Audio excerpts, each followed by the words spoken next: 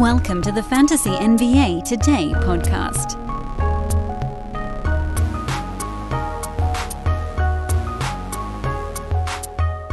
Off-season episode 82. August 2. 82. Yep, that's the way this week's going to go. And then we'll never have it again, as long as we shall live. August 1, August 2, 3, 4, and 5 will correspond to episodes 81, 2, 3, 4, and 5. And then this wholly uninteresting confluence of numbers will break first thing next week. Welcome to the show, everybody. It's Tuesday. I'm your host, Dan Vespers. This is Fantasy NBA Today, Sports Ethos presentation. Go get a fantasy pass. For goodness sake, what are you waiting around for? It's got football in it now. It'll have basketball in it in a couple of weeks. I know some of you play fantasy football. I know there are thousands of you that listen to this podcast every day. Surely a couple of you play fantasy football as well. I would very much like for you guys to take a plunge on the fantasy pass a couple weeks early. That's all it would be. Because many of you are going to get it anyway. I know that, and you should, because it'll have the Brewski 150 and all that other good stuff we've got here at Sports Ethos. But if you play fantasy football, get it now. What is it? 2-3 weeks ahead of time? Really doesn't change much for you in the long term. Go to sportsethos.com, hover over the premium tab, and enjoy the fantasy pass for $5.99 a month. Shout out to our awesome team over on the football side. Football podcast is on a week hiatus. It'll be back for the big ramp up to football start. Little over a month away. Basketball a little more than that. Another month and a half behind it. Baseball trade deadlines going on right now. Big YouTube trade deadline spectacular coming up later today as well. Want to make sure I actually have the information right on that. I believe it starts at noon Pacific time today. Yeah, it does. Noon Pacific. It's a 4-hour live show for baseball. Joe Orico, the host of our Fantasy MLB Today podcast, is running that thing, and he's got, it's like something obscene. There's 3 guests during the first hour, 3 guests during the second hour, 4 during the third, 4 more in the fourth, 14 guests. They'll be breaking down all the wildness of the baseball schedule right now. It will be, I feel pretty comfortable saying that'll be way more interesting than like a MLB TV show. Yeah, they got the big budget, but they run everything about 7-8 minutes after it happens. There's no way that our guys will wait that long. That's going to be a great show. That's at noon today, Pacific time, 3 Eastern. So we do now officially enter the land of bucketology. And it's a long process. I figured, so the reason I'm willing to start it now is because in about a little less than 3 weeks, I want to start looking at more mocks. That's early enough to start looking at that. We'll have some ADP data by that point we can start to break down. And then, you're kind of just like it's not recycling. That's not the wrong word. You're just sort of actually just cycling through the information from then until the season start. You've got ADP changes. You've got mock draft changes. You're kind of just going back and forth and making sure that everything stays in line with what you've got. But going into all of that stuff, we need to have a firm foundation, and that is basically our buckets. Old folks have a bucket list of things they want to do before they die. We, here on Fantasy NBA Today, have a bucket list of the players ranked by tiers. It's tiers. Not maybe you can cry a few of them. But I'm talking TIERS, which I believe is actually a much more accurate way to rank players. Because look, at the end of the day, if you rank somebody 40th on your board and that player finishes at 46, technically you missed by a half round, but that's basically accurate. You're talking about that player, maybe they needed to play like one more game or have like one big one in there. Or is there a player in front of them that only played, 42 games on the season that sort of shouldn't be there? Like, that type of stuff That's hair splitting, and it's insane because no one's going to be that spot on. It's just impossible. There's too many factors. Now, as far as tiers go, that's a much, I don't want to say easier way, but it does simplify, which is something we love to do here on this podcast. Simplify the process of getting really good at fantasy sports, and in particular here, fantasy basketball, because that's the one I spend all my time on. Simplify. Give yourself tiers, and then you kind of look back and say, okay, well, was I in the right vicinity? Was this a bucket 3 kind of guy? I like to call them buckets because I think it's funnier, and I feel like instead of tiers, it's like, oh, you sort of picture it like a board in the sky. Buckets, you're like, oh, cool, I'll just drop Ja Morant into this bucket and just carry these players along with you. I don't know. For some reason, the visual metaphor in my mind, the way I picture it, is more calming. So what we're going to do here, and today's podcast is going to be very much sort of a surface scraper on this stuff. We are going to move through the concept of bucketology in small chunks. Quanta, I guess, is the right word for it. We're going to do quantum bucketology here on Fantasy NBA today. So the first thing is answering the question of why, which we just sort of touched upon briefly a moment ago. The next thing after that, we'll start to work into, well, how do you form your first rough list? Because if we're going to do this, we're not going to get into the ultimate minutia. It's too much for an audio podcast. I know. This podcast gets pretty freaking dense sometimes and pretty freaking dry, but that's too dense and dry even for me. It's too much. Like, I can't go on a podcast here and talk to you about how someone's going to average 21.4 points per game and how we get to that exact mark. That's not this show. That we've never done that on this show, and we're probably never going to do it on this show. There isn't enough time in a galaxy to do that for every player. So instead, what we do after the bucketology, after the explanation of the why are we doing it this way? What are the benefits? Maybe what do we even miss out on by doing it this way? We will get into, over the remainder of this week, the first list. I call it first pass. We did this last offseason. You might remember that. First pass is going through team by team and plucking every player that belongs on the draft board in any way, shape, or form. Which, believe me, is not like 10 players per team. It'll be like about 5 per team on average. So we'll get somewhere in the neck of the woods of, like 150 fantasy players on what we call first pass. So that'll happen over the remainder of this week. The reason we're going to do that, and look, guys, I know that you're hearing me talk about this, and you're like, Dan, when are you going to get into the meat of this stuff on today's podcast? This is the meat. A detailed description of what we're doing and why. Why being the most important part. When it comes to the big game, every second counts, especially if you're missing even a moment of the action to go on a drink run. And if you're like me, you don't want to go out anyway. Maybe it's a big game you're missing. Maybe it's just, I don't really want to change out of pajama pants. Luckily, there's Drizzly, the #1 app for alcohol delivery.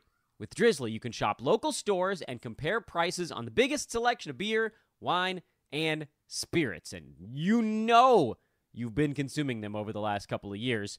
And the best part, you can get them delivered in under 60 minutes or schedule them 2 weeks out. Talk about a slam dunk. See what I did there?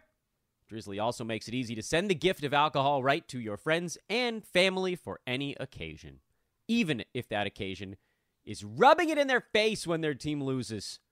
You know me, I'm a pragmatic sort. We'll order it when it's winning time. In your face, other team, nah. In our face, drinks. So if you're looking to spend more time watching the game, download the Drizzly app. That's the easiest way. Download the Drizzly app or go to drizzly.com. That's DRIZLY.com. Do it now. So the reason we're going to go through land of the first pass, which is, again, so we work our way through this week, and we'll do it at a nice methodical pace. There's no real rush. We're still at the beginning of August. We haven't had to kind of pick up our pace here on the off season yet. Is you want to make sure you get every name on your first pass that could possibly belong in there.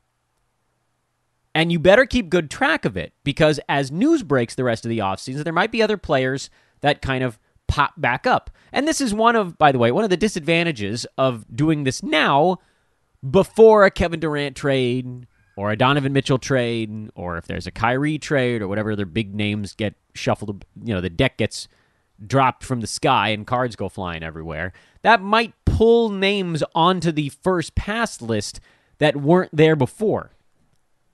And if that happens, we're going to have to go back and make sure that those guys are on our list somewhere. So as we're doing this, as we're going through the team-by-team first pass, make sure you notate who gets pulled and who didn't. So if a Durant trade goes down, we can go back to the Brooklyn roster. We can go back to the roster of whatever team he gets moved to, and we can look at who we put on first pass board and who we didn't. What I don't want to do is then drop guys back off of first pass. Once they're in, they're in. If they lose a ton of value, just move them to the bottom of the list.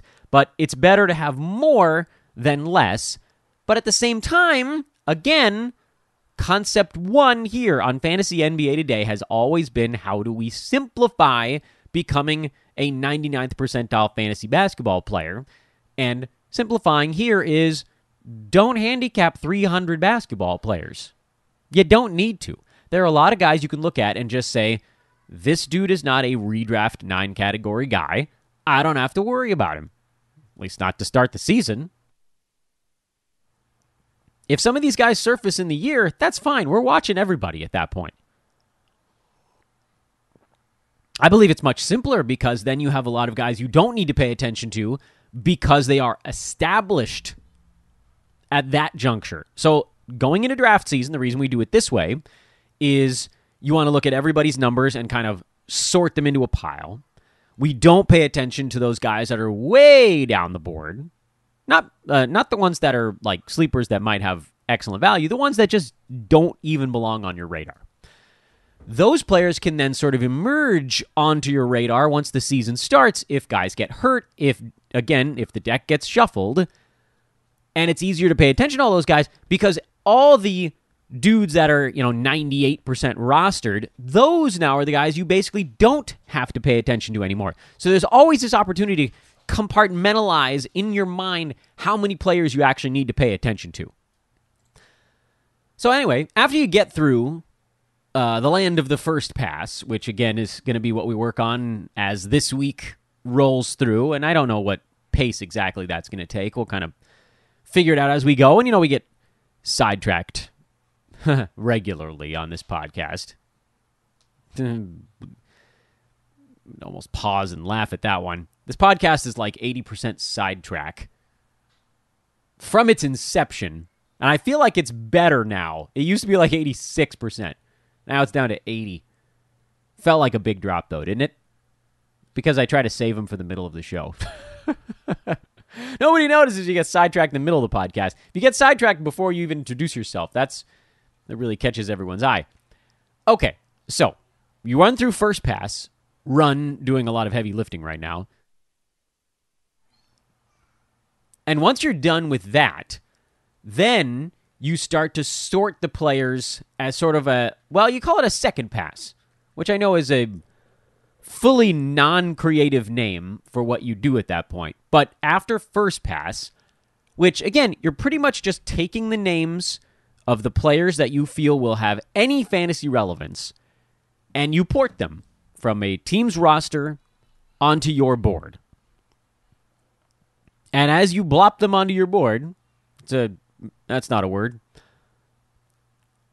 you just sort of say, okay, is this guy that I'm porting over, roughly where does he fall? And that's really easy at the beginning, because you look at the Nuggets and you're like, okay, Nikola Jokic is at the top. Jamal Murray, I'll put behind him. Michael Porter Jr., I'll put behind him. basically at that point, your work here is done. You could throw Kentavious Caldwell-Pope there in the mix as well. He would be at the bottom, obviously, of those 4 names. That's easy. Then you get into the next group, next team, Lakers or whatever. Okay, LeBron. I'll put him between Jokic and Jamal Murray. Anthony Davis, I'll put him between LeBron and Jamal Murray. Will the Lakers have Russ? Does he go at the bottom? Yeah, he probably goes below Kentavious Caldwell-Pope and 9-Cat, etc. Anyway, so now all of a sudden you've got 7 names on your board, and it grows like this. You try to slot in each player roughly, sort of, you're just deciding their value based on what 2 players they're in between. And that's not too tough for the first few teams, but as you work your way through the entirety of the NBA, it's going to get a lot harder, and you're going to find that you start thinking, okay, well, this guy belongs roughly with this type of player, but, how did this guy get where I put them? Again, we are simplifying here. We're not doing this on the deep, intricate, is this guy going to have 6.2 assists per game or 6.3 type of stuff? This is the first pass. Get him in there. This is why buckets work, because and look, I don't have any problem with the folks that actually get a full and complete exact projection on every stat that a player is going to get, and they do it for the entire NBA. I have no problem with that. But again, the job of this podcast is to teach you all how to be in the 99th percentile. And those guys that do that, they might be in the 99.5 percentile. Maybe what they get is a little bit better. But I would argue that sometimes you can get lost in the details a little bit. So for our purposes, we are doing basically head-to-head battle ranks.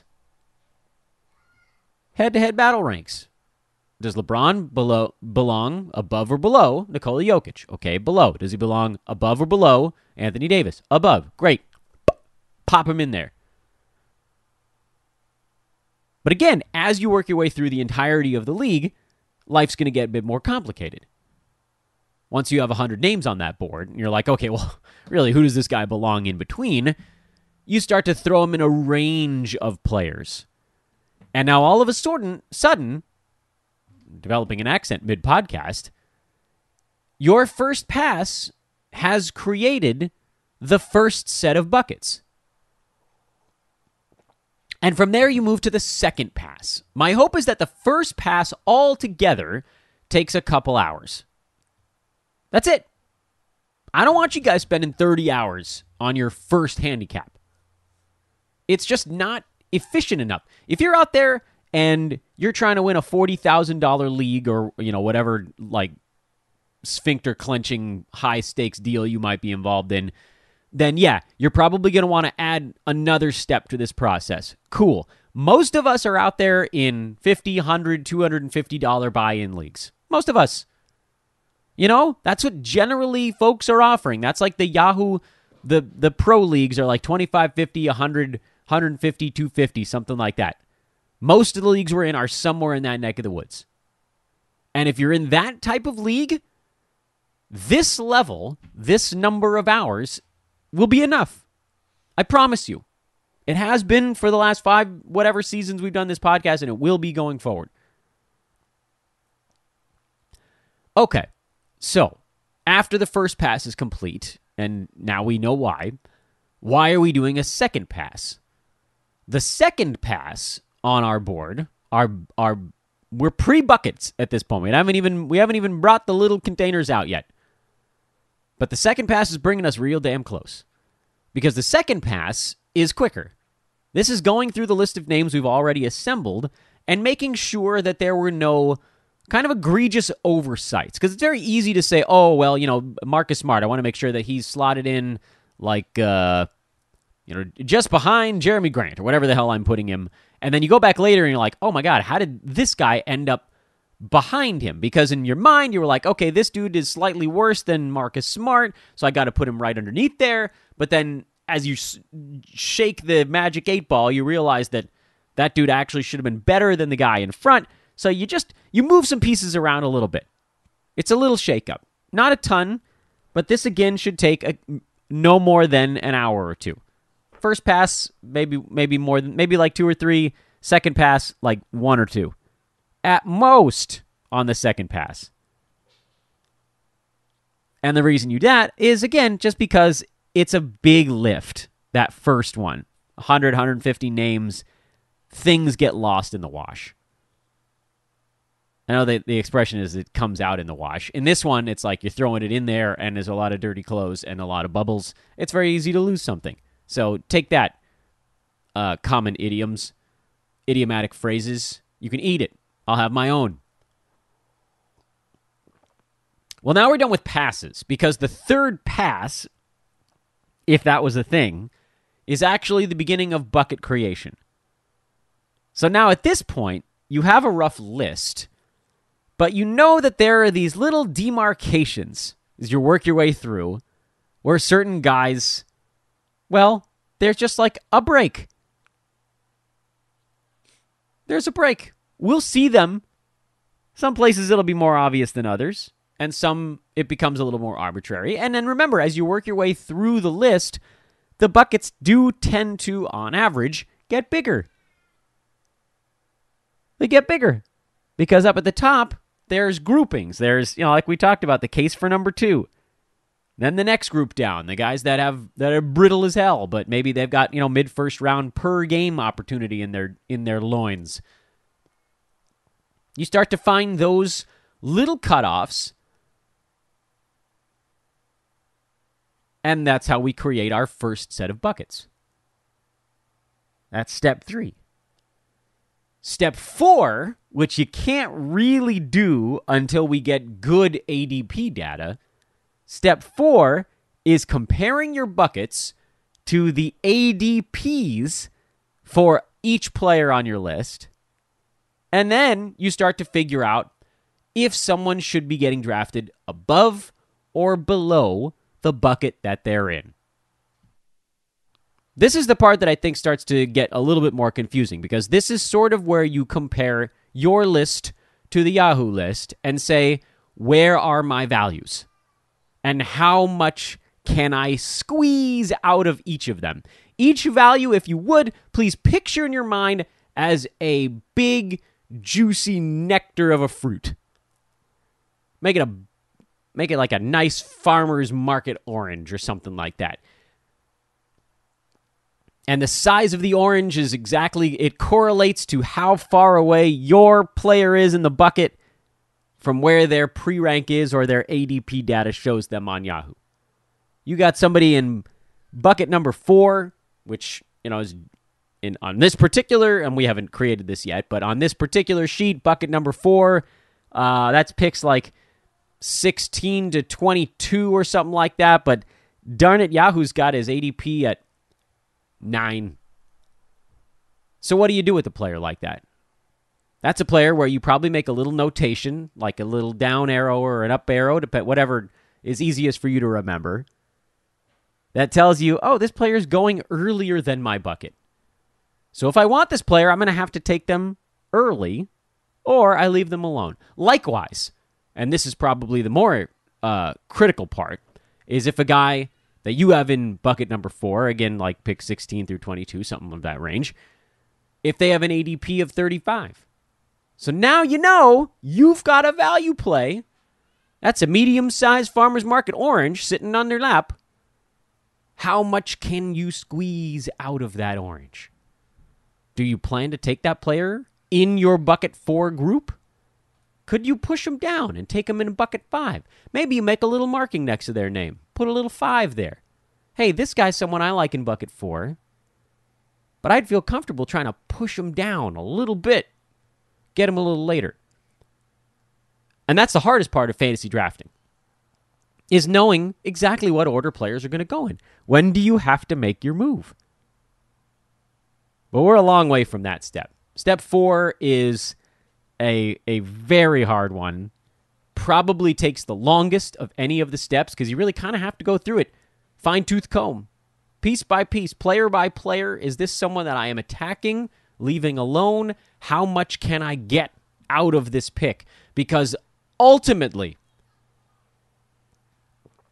if there's anything that we must remember from fantasy draft night, any one individual thing, it's how do we get the largest number of players we're targeting on our fantasy team? How do we get the players we want in the order we want to get them in? It's really hard. We've had a lot of long discussions about, okay, we've got a guy ranked 40 and 41, but then how does the league have them ranked? So what order do I take these guys in? Sometimes you take the guy you've got ranked a little bit later if the league has them ranked a little bit earlier, because the other guy has a better shot of getting back to you in the next round. It's all about the order. Player A, player B. How do we maximize the number of players we want on our teams?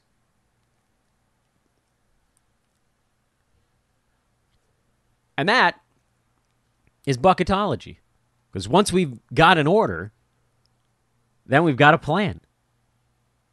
And then, of course, from there, we study mock drafts, we study ADP movement, we watch Twitter for buzz. We all end up seeing and talking to other analysts and finding out what they're looking at, sleepers they're attacking, how's that going to impact the market. Try to figure out the players in your league, who they read. What pods are they listening to? Is it also this one? All of that's going to play a role in determining the order of players drafted in your league, and then you go for it. But that point on, step 5 is basically like a 2-month process of just kind of tweaking. You tweak your order, you tweak your up arrows and down arrows, you watch ADPs shift, and then you tweak some more. And you just keep kind of going back to it. Every time you get a little bit more data, you tweak. You nudge, you adjust. And then fantasy draft night comes, and it's frickin' great. Okay. Tomorrow, we'll start on first pass. Again, I have no ever-loving clue how long it's going to take us. At least a couple of shows, maybe more, because we're going through the NBA. And we'll pull out our little lists we made when we were going through it team by team before and make sure that we got a couple of those names in there. But again, that's just all about kind of how you notate it. Is this a guy that we were planning on seeing as a value? Can't really get too attached to him, though, because we don't know if they're going to be a value until we know what everybody else is doing. Have a great Tuesday, everybody. Episode 82 in the chamber. I am Dan Vespers for Fantasy NBA Today. Woo, we got a lot to cover, folks, but we are officially in rank season. SZN. I know, I'm very hip. All right, we'll talk to you guys tomorrow. So long, everybody.